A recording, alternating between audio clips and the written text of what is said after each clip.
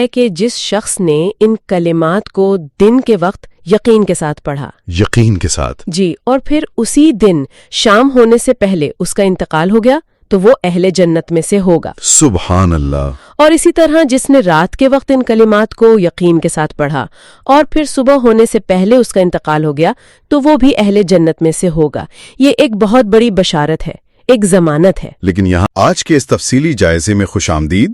آج ہم ایک بہت ہی خاص دعا کا گہرائی سے جائزہ لے رہے ہیں۔ جی، اسے سید الاستغفار کہا جاتا ہے، یعنی استغفار کا سردار۔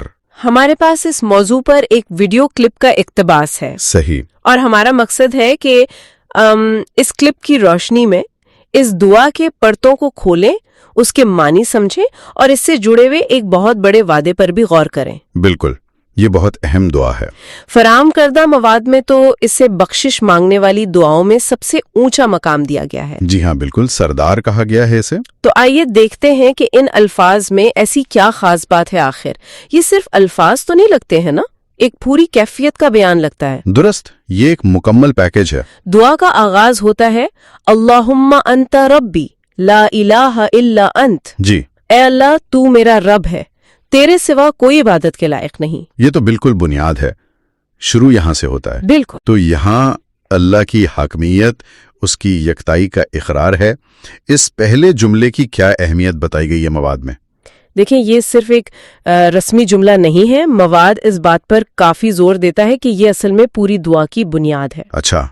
اللہ کو اپنا رب ماننا، یعنی پالنے والا، مالک، مختار کل، اور پھر فوراً لا الہ الا انت کہنا، یہ صرف عقیدہ نہیں ہے، یہ ایک تعلق کی تعریف ہے۔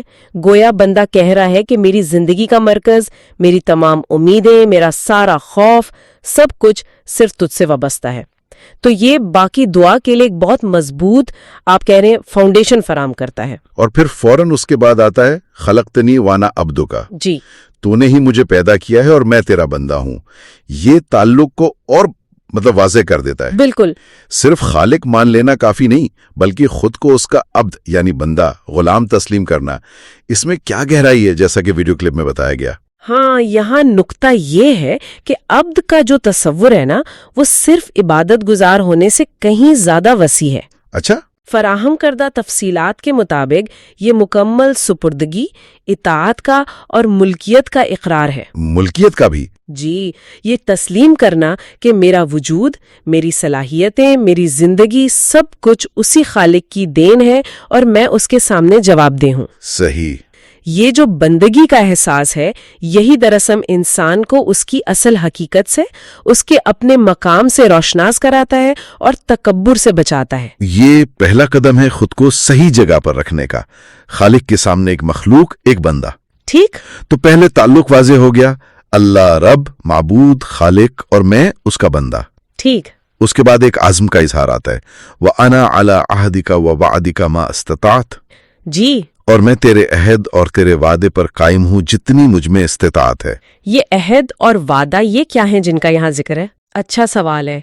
عہد سے مراد عام طور پر وہ پیمان لیا جاتا ہے جو بندے نے اپنے رب سے کیا ہے، یعنی اس کی اطاعت اور فرما برداری کا عہد۔ ٹھیک۔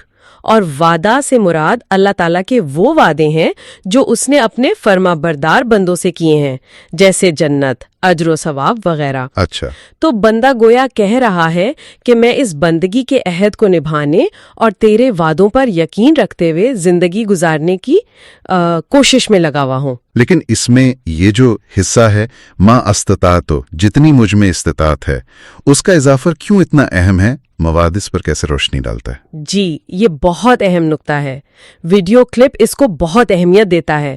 ما استطاعت صرف ایک شرط نہیں ہے، بلکہ یہ حقیقت پسندی اور عاجزی کا اظہار ہے۔ عاجزی کا؟ ہاں، یہ اعتراف ہے کہ میں کامل نہیں ہوں، مجھ میں کمزوریاں ہیں، میری کوشش میری انسانی استطاعت کی حدود میں ہی ہے، میں کوئی فرشتہ نہیں ہوں۔ یہ بات تو بہت گہری ہے، یعنی یہ کوئی بھڑک نہیں ہے کہ میں سب کچھ کر گزروں گا، بلکہ اپنی بشری کمزوری کا کھلا اعتراف ہے۔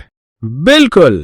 یہ اللہ کی مدد اور توفیق پر انحصار کو بھی ظاہر کرتا ہے نا؟ یقیناً، اور اس سے یہ بھی مراد لی جا سکتی ہے کہ اللہ تعالیٰ کوشش کو دیکھتا ہے، نتیجہ چاہے کامل نہ بھی ہو۔ اچھا۔ جی، فراہم کردہ مواد کا جھکاؤ اسی طرف لگتا ہے۔ ما استطعتو کا جملہ دعا کرنے والے کو مایوسی سے بھی بچاتا ہے۔ مایوسی سے کیسے؟ دیکھیں، اگر کوئی شخص گناہوں میں ملوث رہا ہو تو وہ شاید سوچے کہ میں تو عہد پر قائم ہی نہیں رہا، میں یہ دعا کیسے مانگوں؟ ہاں، یہ ہو سکتا ہے۔ لیکن یہ جملہ اسے حوصلہ دیتا ہے کہ اہم چیز نیت ہے اور اپنی استطاعت بھر کوشش کرنا ہے۔ یہ اللہ کی رحمت کی وسعت کی طرف بھی اشارہ کرتا ہے کہ وہ بندے کی نیت اور اس کی کوشش کو دیکھتا ہے اور اس کی کوتاہیوں سے درگزر فرماتا ہے اگر وہ سچے دل سے کوشش کر رہا ہو۔ تو یہ امید اور ذمہ داری کا ایک بڑا خوبصورت امتزاج ہے۔ واہ، امید اور ذمہ داری کا امتزاج، بہت خوب۔ اچھا، اس عہد اور کوشش کے اقرار کے بعد اگلا قدم ہے پناہ مانگنا۔ اعوذ بک من شر ما صنعت۔ جی، میں تیری پناہ مانگتا ہوں اس چیز کے شر سے جو میں نے کیا۔ کیا یہ صرف گناہوں سے پناہ مانگنا ہے یا اس کا مطلب کچھ اور وسیع ہے؟ ماخذ اس جملے کو کیسے کھولتا ہے؟ یہاں ما صنعتو یعنی جو میں نے کیا کا لفظ عام ہے۔ اس میں گناہ تو یقیناً شامل ہیں ہی، لیکن اس سے مراد ہر وہ عمل ہو سکتا ہے جس کا نتیجہ برا نکل سکتا ہو، چاہے وہ دنیا میں ہو یا آخرت میں۔ اچھا، مطلب صرف گناہ نہیں۔ جی، ویڈیو کلپ اس طرف اشارہ کرتا ہے کہ یہ اپنے اعمال کے ممکنہ منفی نتائج، ان کے وبال، ان کی نحوست سے اللہ کی پناہ مانگنا ہے۔ صحیح۔ یہ ایک طرح کی خود احتسابی بھی ہے۔ بندہ یہ تسلیم کر رہا ہے کہ میرے اعمال کامل نہیں ہے، ان میں غلطی ہو سکتی ہے، کوتاہی ہو سکتی ہے یا شر کا پہلو ہو سکتا ہے، اور ان کے برے انجام سے صرف اللہ ہی بچا سکتا ہے۔ یہ ذمہ داری قبول کرنے کا ایک بہت لطیف انداز ہے۔ یہ خود احتسابی اور ذمہ داری کا احساس، یہ واقعی اہم نکتہ ہے۔ یعنی یہ صرف ماضی کے گناہوں پر ندامت نہیں بلکہ اپنے ہر عمل کے ممکنہ اثرات پر غور کرنا اور اللہ کی پناہ میں آنا۔ بالکل۔ اب آتے ہیں اس حصے پر جسے آپ نے پہلے بھی مرکزی نکتہ کہا تھا، وہ دوہرا اعتراف۔ ابوء لک بنعمتک علیہ و ابوء لک بذنبی۔ جی ہاں، میں تیرے سامنے اقرار کرتا ہوں تیری ان نعمتوں کا جو مجھ پر ہیں، اور میں تیرے سامنے اقرار کرتا ہوں اپنے گناہ کا۔ یہ ترتیب، پہلے نعمتوں کا اعتراف پھر گناہوں کا، اس میں کیا حکمت ہے؟ جی، یہ ترتیب بہت معنی خیز ہے۔ ابو کا لفظ جیسا پہلے ذکر ہوا صرف ماننا نہیں بلکہ بھرپور اعتراف، اقرار اور ایک طرح سے لوٹ آنے کے معنی میں ہے۔ لوٹ آنا؟ جی، جیسے پلٹ کر کسی چیز کا اقرار کرنا، تو فراہم کردہ معلومات کے مطابق پہلے نعمتوں کا اقرار کرنا گویا یہ کہنا ہے کہ یا اللہ، میں تسلیم کرتی ہوں کہ تو نے مجھ پر بے پناہ احسانات کیے ہیں، میری زندگی، صحت، مال، ایمان سب تیری عطا ہے، میں ان سب کا معترف ہوں۔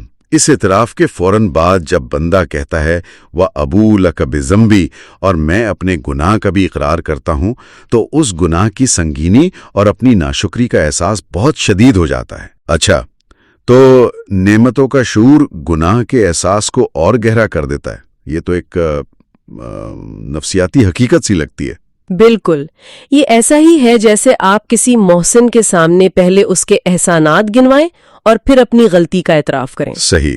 اس سے ندامت زیادہ حقیقی ہوتی ہے، توبہ زیادہ پرخلوص ہوتی ہے۔ مواد اس بات پر زور دیتا ہے کہ یہ جو جوڑ ہے نا، نعمت کا اقرار اور گناہ کا اعتراف، یہ بندے کو اس کی حقیقت دکھاتا ہے کہ وہ سراپا محتاج ہے، اللہ کی نعمتوں میں ڈوبا ہوا ہے اور اس کے باوجود اس سے کوتاہیاں ہوتی ہیں۔ یہ احساس ندامت اور شکر گزاری کا امتزاج یہ توبہ کی قبولیت کے لیے بہت اہم ہے۔ اور اس مکمل تہ در تہ اعتراف کے بعد پھر آتی ہے مغفرت کی براہ راست درخواست۔ فاغفر لی فإنہ لا یغفر الذنوب الا انت۔ جی، پس مجھے بخش دے کیونکہ تیرے سوا کوئی گناہوں کو بخشنے والا نہیں۔ یہ دعا کا کلائمیکس لگتا ہے۔ اس حصے کی کیا خاصیت بیان کی گئی ہے؟ اس حصے میں دو باتیں اہم ہیں۔ ایک تو فاغفر لی، پس مجھے بخش دے۔ یہ جو فا پس کا لفظ ہے نا، یہ ظاہر کرتا ہے کہ یہ درخواست پچھلے تمام اقراروں اور اعترافات کا ایک منطقی نتیجہ ہے۔ اچھا، یعنی اس لیے مجھے بخش دے۔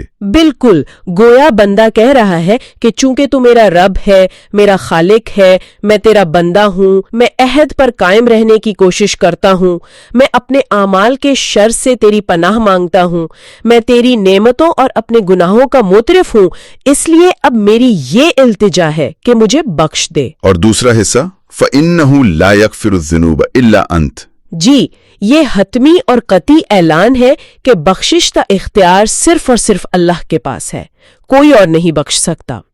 فراہم کردہ معلومات اسے توحید فی المغفرہ کہتی ہیں۔ توحید فی المغفرہ؟ جی، یعنی جس طرح عبادت میں اللہ کا کوئی شریک نہیں، اسی طرح گناہوں کو معاف کرنے میں بھی اس کا کوئی شریک نہیں۔ یہ تمام دوسرے دروازوں سے مایوسی اور صرف اللہ کی بارگاہ سے امید وابستہ کرنے کا نام ہے۔ یہ توحید فی المغفرہ، یہ تصور تو دعا کے بالکل شروع والے حصے لا الہ الا انت سے جڑ گیا۔ بالکل، آغاز اور انجام ایک ہی نقطے پر مل رہے ہیں۔ کمال ہے۔ اچھا، اب آتے ہیں اس حدیث پر جس کا ذکر ویڈیو کلپ میں کیا گیا ہے، جو اس دعا کی غیر معمولی فضیلت بیان کرتی ہے۔ وہ کیا ہے اور اس کے ساتھ کیا شرط ہے؟ حدیث کا مفہوم جیسا کہ ماخذ میں بیان ہوا یہ ہے کہ جس شخص نے ان کلمات کو دن کے وقت یقین کے ساتھ پڑھا، یقین کے ساتھ، جی، اور پھر اسی دن شام ہونے سے پہلے اس کا انتقال ہو گیا تو وہ اہل جنت میں سے ہوگا۔ سبحان اللہ۔ اور اسی طرح جس نے رات کے وقت ان کلمات کو یقین کے ساتھ پڑھا اور پھر صبح ہونے سے پہلے اس کا انتقال ہو گیا تو وہ بھی اہل جنت میں سے ہوگا۔ یہ ایک بہت بڑی بشارت ہے، ایک ضمانت ہے۔ لیکن یہاں یہ جو کلیدی لفظ ہے یقین، ماخذ اس پر بہت زور دیتا ہے۔ یہ یقین کیا چیز ہے؟ کیا یہ صرف یہ مان لینا ہے کہ ہاں یہ دعا ٹھیک ہے، مستند ہے، یا اس کا کوئی گہرا مطلب ہے؟ مواد اسے صرف زبان سے پڑھنے سے کیسے الگ کرتا ہے؟ جی، مواد واضح کرتا ہے کہ یہاں یقین سے مراد دل کا کامل ایقان ہے، گہرا بھروسہ، اور ان کلمات کے جو معنی ہے نا ان پر مکمل داخلی تصدیق۔ داخلی تصدیق؟ ہاں، یہ صرف زبان سے الفاظ ادا کرنا نہیں بلکہ ہر جملے کے مفہوم کو دل کی گہرائی سے قبول کرنا اور محسوس کرنا ہے۔ یعنی مثال کے طور پر؟ یعنی جب بندہ کہے اللہم انت ربی تو دل گواہی دے کہ واقعی اللہ ہی میرا رب ہے۔ جب کہے وَأَنَا عَبْدُكَ تو حقیقی معنوں میں بندگی کا احساس ہو۔ جب کہے ابوء لک بذنبی تو سچی ندامت دل میں ہو، اور جب کہے فَإِنَّهُ لَا يَغْفِرُ الذُّنُوبَ إِلَّا أَنْتَ تو پختہ یقین ہو کہ بخشش صرف وہیں سے ملے گی، کہیں اور سے نہیں۔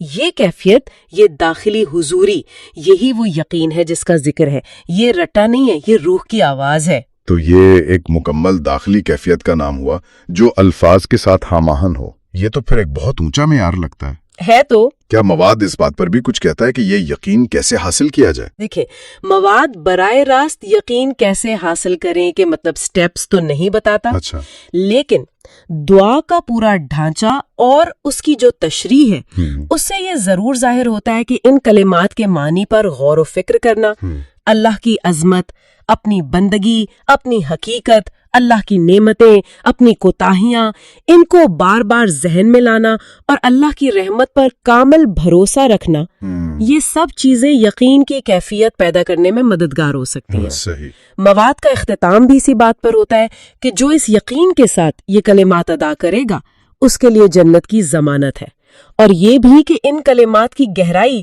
اتنی ہے کہ ان کی مکمل وضاحت کے لیے ایک پورا درس چاہیے۔ ٹھیک ہے، تو اگر ہم اس ساری گفتگو کا خلاصہ کریں تو سید الاستغفار محض چند جملے نہیں ہیں بلکہ ایک مکمل روحانی سفر ہے۔ بالکل، اللہ کی ربوبیت اور وحدانیت کے اقرار سے شروع ہوتا ہے، بندگی کے شعور کو جگاتا ہے، پھر عہد الہی پر اپنی استطاعت بھر قائم رہنے کا عزم ہے، اپنے اعمال کے منفی پہلوؤں سے پناہ مانگنا ہے، پھر اللہ کی نعمتوں اور اپنی خطاؤں کا وہ دوہرا اعتراف جو عاجزی اور ندامت پیدا کرتا ہے، اور آخر میں صرف اللہ ہی سے مغفرت کی امید۔